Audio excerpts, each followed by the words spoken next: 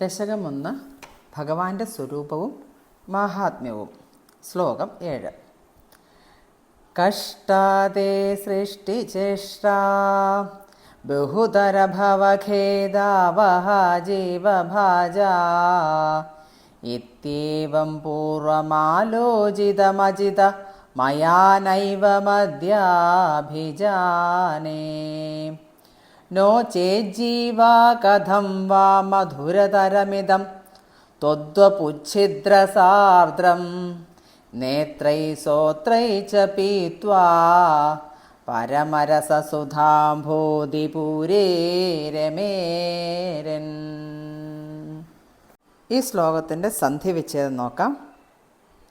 കഷ്ട തേ സൃഷ്ടിചേഷ്ട ബഹുധര ഭവഖേദാവഹ ജീവഭാജാം ഇതി പ്ലസ് ഏവം പൂർവം പ്ലസ് ആലോചിതം പ്ലസ് അജിത. അജിത കഴിഞ്ഞിട്ട് എക്സ്ക്ലമേഷൻ മാർക്കുണ്ട് സംബോധനാരൂപം. മയാ പ്ലസ് ന പ്ലസ് ഏവം പ്ലസ് അദ്യ പ്ലസ് അഭിജാനേ. നോ ചേത് പ്ലസ് ജീവാഹ കഥം വാ മധുരതരം പ്ലസ് ഇദം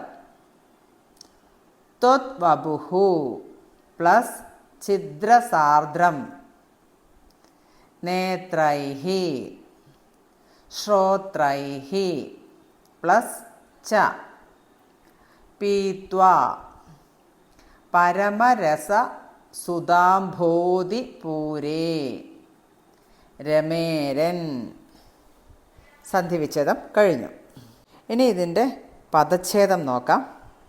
സൃഷ്ടിചേഷ്ട സൃഷ്ടി ചേഷ്ട ബഹുതര ഭവഖേദാവഹ ബഹു തര ഭവ ഖേദ ആവഹ ജീവഭാജാം ജീവ ഭാജാം മധുരതരം മധുരതരം ത്വദ്വപുഃ ത്വത് വപുഃ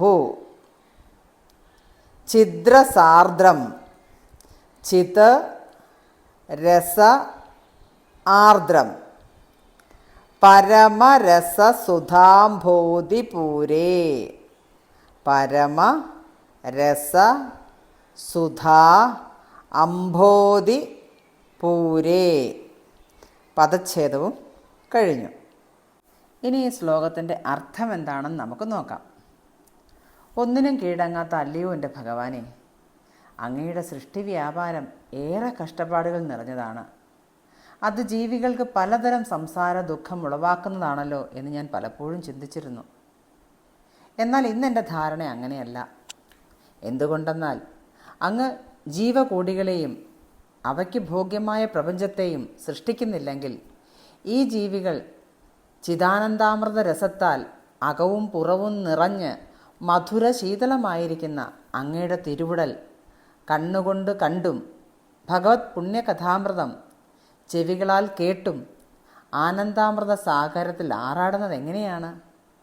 അങ്ങ് സൃഷ്ടി നടത്തിയിരുന്നില്ലെങ്കിൽ അങ്ങയുടെ മാഹാത്മ്യങ്ങളെ കാണാനും കേൾക്കാനും അനുഭവിക്കാനും ആരാണ് ഉണ്ടായിരിക്കുക? ഇതാണ് ഈ ശ്ലോകത്തിൻ്റെ അർത്ഥം. ഹരേ കൃഷ്ണ.